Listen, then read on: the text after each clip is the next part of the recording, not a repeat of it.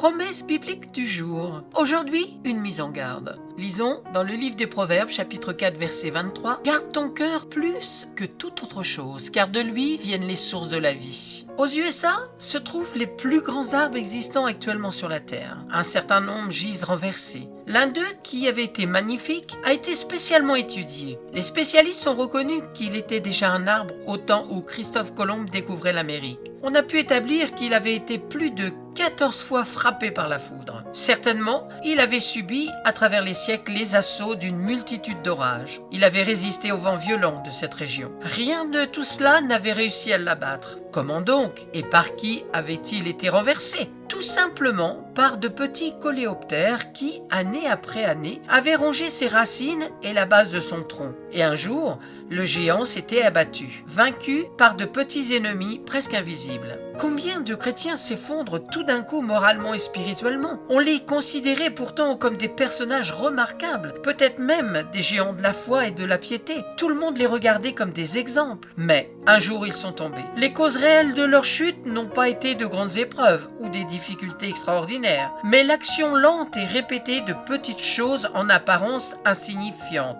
Un désir de louange, des rancunes, un refus de pardon, etc., etc. Et ces choses ont été semblables aux coléoptères qui ont réussi à battre le géant de la forêt. Celui qui ne sait pas croire ne rencontre pas la parole de Dieu. Dieu est la vie. Garder des blessures encaissées dans son cœur rend malade.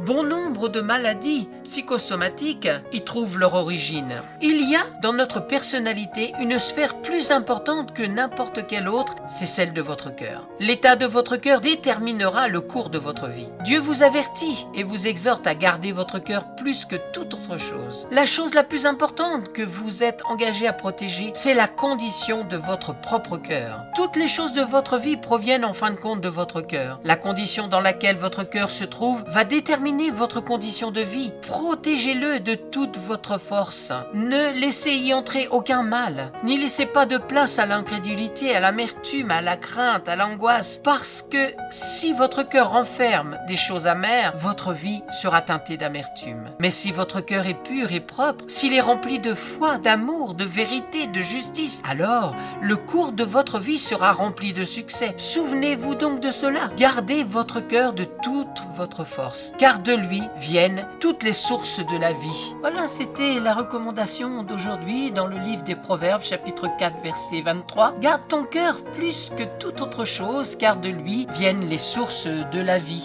Et il y a aussi cette mise en garde, ainsi donc que celui qui croit être debout prenne garde de tomber. C'est dans 1 Corinthiens chapitre 10 verset 12. Merci d'avoir pris du temps pour écouter Promesse biblique du jour. Soyez vraiment bénis, encouragés, fortifiés dans la foi, dans la puissance de la parole de Dieu qui est la source de la vie, la source de la vérité. Amen. À très très bientôt.